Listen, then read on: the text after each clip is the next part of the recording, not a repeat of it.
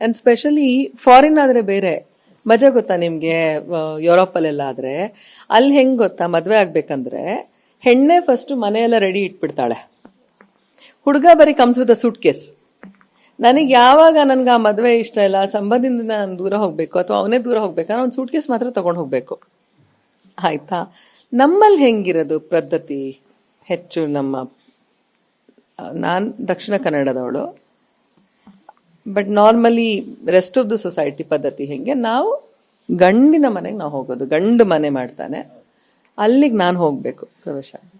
ಇಲ್ಲಿ ಏನಾಗಿದೆ, ಈಗಾಗಲೇ ನಂದೊಂದು ಪ್ರಪಂಚ ಆಗಲೇ ಸೃಷ್ಟಿಯಾಗಿ ಸೆಟ್ ಆಗಿಬಿಟ್ಟಿದ್ದೀವಿ ನಾವೀಗ, ಇದನ್ನ ಶಿಫ್ಟ್ ಮಾಡೋಕ್ಕಾಗಲ್ಲ. ಈಗ ಇಲ್ಲಿ ಬಂದ್ಬಿಟ್ಟು ನನಗೆ ಹೊಂದ್ಕೊಂಡು ನಮ್ಮನೆ ವಾತಾವರಣಕ್ಕೆ ಹೊಂದ್ಕೊಳ್ಳೋರು ಎಷ್ಟು ಜನ ಇದ್ದಾರೆ ಅನ್ನೋವಂಥದ್ದು ಪ್ರಶ್ನೆ ಆಗೇ ಆಗುತ್ತೆ. ಆಮೇಲೆ also the same time how many men are ready for that?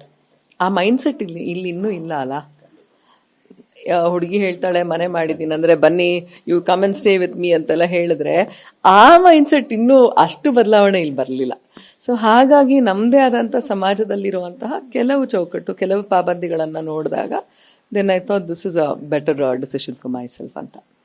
ನೀವು ಎಷ್ಟೇ ಸಿನಿಮಾಗಳನ್ನು ಮಾಡಿದ್ರು ಇವತ್ತಿಗೂ ಕೂಡ ಕನ್ನಡಿಗರ ಮನಸ್ಸಲ್ಲಿ ಚಂದ್ರಮುಖಿ ಪ್ರಾಣಸಖಿಯಾಗೆ ಉಳಿದಿದ್ರಿ. ಅದೇ ರೀತಿ ನಿಮ್ಮ ಕಲ್ಪನೆಗಳು ಕೂಡ ಹೀಗಿದೆ. ಅಂದರೆ ಮಕ್ಕಳು ಬರುವಂಥ ಸನ್ನಿವೇಶಕ್ಕೆ ಜನರು ಕೂಡ ಮಾತಾಡ್ತಿದ್ರೆ ಏನು ಹೇಳ್ತೀರಿ? ಜೊತೆಗೆ ಈ ಸಿನಿಮಾ ಇಂಡಸ್ಟ್ರಿಯಲ್ಲಿ ಒಂದು ವಿಚಾರ ಇದೆ ಮ್ಯಾಮ್, ನಟಿಯರು ಅಂದ್ರೆ ಸೌಂದರ್ಯ ಹಾಳಾಗುತ್ತೆ ಅನ್ನೋ ಕಾರಣಕ್ಕೂ ಕೂಡ ಎಷ್ಟೋ ಜನ ಮದುವೆ ಮುಂದೂಡಿರುವಂತಹ ಸನ್ನಿವೇಶಗಳನ್ನ ಕೆಲವೊಂದು ಕೇಳಿರ್ತೀವಿ. ಅದನ್ನ ನೀವ್ ಹೆಂಗ್ ಒಪ್ಕೋತೀರಿ ಮ್ಯಾಮ್? ನಟಿಯರ್ ಅಂತ ಏನಿಲ್ಲ, ನಟಿಯರ್ ಆಕ್ಚುಲಿ ಮಚ್ ಮೋರ್ ಸಹಜವಾಗಿದ್ದಾರೆ ಎಲ್ಲ ಕಲಾವಿದ್ರು ಜೀವನದಲ್ಲಿ. ನೋಡಕ್ ಹೋದ್ರೆ other people are very conscious, the very very conscious. ಆ ನಿಟ್ಟಿನಲ್ಲಿ ನಾನು I know there going to be some changes physiologically, ಆಮೇಲೆ ನಮ್ಮ ಹೊರ ದೇಹದ ಸ್ಟ್ರಕ್ಚರಲ್ಲಿ ಸಾಕಷ್ಟು ಬದಲಾವಣೆಗಳು ಬರುತ್ತೆ ಅನ್ನೋಂಥದ್ದಿದೆ, ಅವೇರ್ನೆಸ್ ಇದೆ, ಅರ್ಥ ಆಗತ್ತೆ ನನಗೆ. ಓಕೆ. ಹಾಗೆ ಕೆಲವರು ಮದುವೆಗಳನ್ನ ಮುಂದೂಡಿರುವಂತಹ ಸಾಧ್ಯತೆಗಳು ಕೂಡ ಇದೆ ಅಲ್ಲ ಮ್ಯಾಮ್, ಅದನ್ನ ಹೆಂಗೆ? ಅದು ನನಗೆ ಗೊತ್ತಿಲ್ಲ, ಯಾರು ಮದುವೆ ಮುಂದೂಡಿದಾರಂತ ಗೊತ್ತಿಲ್ಲ. ಆಮೇಲೆ ಮದುವೆ ಆಗುವಂಥದ್ದು ಅದಕ್ಕೋಸ್ಕರನೇ ಅಂತ ಅಲ್ಲ, ಕಲಾವಿದರಿಗೆ, ಸಿನಿಮಾ ಕಲಾವಿದರನ್ನ ಮದುವೆ ಆಗ್ಲಿಕ್ಕೆ ಇವತ್ತೂ there is a big taboo about it. ತುಂಬ ಸುಲಭ ಇಲ್ಲ ರೀ ಕಲಾವಿದ್ರನ್ನ ಮದುವೆ ಆಗೋದು, ಅಂದರೆ ಸುಲಭ ಇಲ್ಲ. ಯಾಕಂದರೆ ಇವರಿಗೆ ಸಾಕಷ್ಟು 1000 ಪ್ರಶ್ನೆ ಇರುತ್ತೆ. ಯಾಕಂದ್ರೆ ನಮ್ಗೆ ಅಷ್ಟೊಂದು ಜನ ಪರಿಚಯ ಇರ್ತಾರೆ, ಎಲ್ಲ ಕ್ಷೇತ್ರದವ್ರು ಪರಿಚಯ ಇರ್ತಾರೆ, ನಮ್ಗೆ ಅಷ್ಟು ಇಂಪಾರ್ಟೆನ್ಸ್ ಸಿಗ್ತಿರುತ್ತೆ, ಅಟೆನ್ಷನ್ ಸಿಗ್ತಾ ಇರುತ್ತೆ. And we've seen everything. ನಾವು ಆಗಲೇ ಯಶಸ್ ನೋಡಿರ್ತೀವಿ, ನಮ್ಮ ಫೇಲ್ಯೂರ್ಸ್ ನೋಡಿರ್ತೀವಿ, ನಾವು ಮಾನಿಟರಿ ವೈಸು ಹಣನ ತುಂಬ ನೋಡಿರ್ತೀವಿ.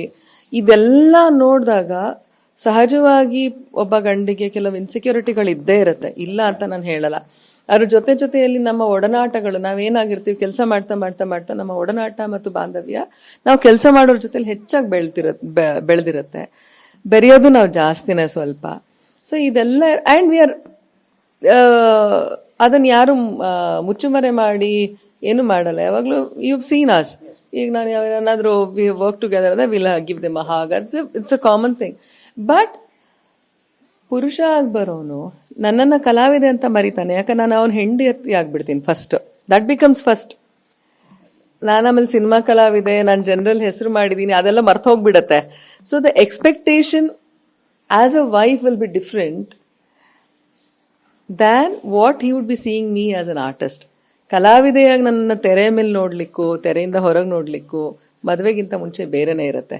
ನಾನು ಯಾವಾಗ ಹೆಂಡತಿ ಅಂತ ಆಗ್ತೀನಿ, ಖಂಡಿತವಾಗ್ಲೂ ಅವರ ನಿರೀಕ್ಷೆಗಳು ತುಂಬ ಬೇರೆ ಇರುತ್ತೆ, ಅವರ ಅಪೇಕ್ಷೆಗಳು ಬೇರೆ ಇರುತ್ತೆ. ಅದಕ್ಕೆಲ್ಲ ನಾನು ಸರಿಸಮನಾಗಿ ನಿಲ್ಲಬೇಕು ಅಂತ ಹೇಳಿದ್ರೆ it is not easy for an artist also. ಯಾಕಂದ್ರೆ ನಾವಾಗಲೇ ಇಲ್ಲಿ ಇದ್ಬಿಟ್ಟಿರ್ತೀವಲ್ಲ, ಇದು ನಮ್ಮ ಮನೆ ಆಗೋಗಿರುತ್ತೆ. ಇಲ್ಲಿ ಎಲ್ಲ ನೋಡಿದೀವಿ ನಾವು. ಇವಾಗ ಎಲ್ಲರೂ ಯಾರೇ ಆಗಲಿ, ಹರಿಪ್ರಿಯಾ ಆಗಲಿ, C for Haripriya she so Young and she is already gone out of a main stream ಅಂತ ಹೇಳಿದ್ರೆ ಎಷ್ಟು ವರ್ಷದಿಂದ ಕಷ್ಟಪಟ್ಟು ನಾವು ಸುಮ್ಮನೆ ಮದುವೆ ಆದ ಕೂಡಲೇ we are out of the mainstream ಅಂತ ಆಗ್ಬಿಡುತ್ತೆ. And that's how show businesses. ಆದರೂ ಆ ಶೋ ಬಿಸ್ನೆಸ್ಸಲ್ಲಿ ಇರ್ಬೇಕಾದ್ರೆ there is a way that we conduct ourself, there is a way that we are. ಅಲ್ಲಿ ನನ್ನ ಪರ್ಸನಾಲಿಟಿ ಮಾರ್ಪಾಡಾಗಿರುತ್ತೆ. ಆ ಪರ್ಸನಾಲಿಟಿಯನ್ನು ಮತ್ತೆ ನಾನು ಇಲ್ಲಿ ಬಂದಾಗ ಬದಲಾಯಿಸ್ಕೊಳ್ಬೇಕು ಅಂತ ಹೇಳಿದ್ರೆ it is not easy for any one. ಅದು ಗಂಡನಾಗಿ ಬರೋವಂಥವ್ರಿಗೂ ಸ್ವಲ್ಪ ಒಪ್ಲಿಕ್ಕೆ ಕಷ್ಟ ಆಗಬಹುದು, ಇಲ್ಲ ಅಂತ ಅಲ್ಲ. ಮತ್ತು ಒಬ್ಬ ಕಲಾವಿದ, ಸಿನಿಮಾ ನಟಿಯಾಗಿ ಎಸ್ಪೆಷಲಿ ಸಿನಿಮಾ ನಟಿಯಾಗಿ, ಆಮೇಲೆ ದೇರ್ ಆಲ್ಸೋ ಜಜ್ಮೆಂಟಲ್ಲಿ. ಇವಾಗ ನೋಡಿ ನಾನು ಕೆಲವು ಡ್ರೆಸ್ಸಸ್ ಹೆಂಗಿಂಗೋ ಹಾಕೊಂಡಿರ್ತೀನಿ, ಕೆಲವು ಪಾತ್ರಕ್ಕಂತ ಅನ್ಕೊಳ್ಳಿ ಅಂದರೆ ಸ್ವಲ್ಪ ಡೀಪ್ ನೆಕ್ ಹಾಕೊಂಡಿರ್ತೀನಿ, ಎಕ್ಸ್ಪೋಸಿಂಗ್ ಹಾಕೊಂಡಿರ್ತೀನಿ. ಆಮೇಲೆ ಕೆಲವು ಪಾತ್ರಗಳೇ ಬೇರೆ ಥರ ನಾವು ಮಾಡಿರ್ತೀವಿ, ಕೆಲವು ಈ ಥರದ ಪಾತ್ರ ಮಾಡಿರ್ತೀವಿ. ಆ ಪಾತ್ರದೆಲ್ಲ ಕೆಲವರು ಜಡ್ಜ್ಮೆಂಟಲ್ಲಿ ಆಗ್ತಾರೆ. ಇದೆಲ್ಲ it effects everything. It's not ತುಂಬ ಸುಲಭದೇನಲ್ಲ. ರಕ್ಷಿತಾ ಆಗಲಿ, ರಕ್ಷಿತಾಂಗ್ ಸದ್ಯ ಪ್ರೇಮ್, ನೀವು ನೋಡಿದ್ರೆ ಇವಾಗ Tara didi, Venu sir, so they have gotten into same circle. ಯಾಕಂದ್ರೆ ಅವ್ರು ನಮ್ಮನ್ನು ಅರ್ಥ ಮಾಡ್ಕೊಳ್ತಾರೆ ಅಂತ.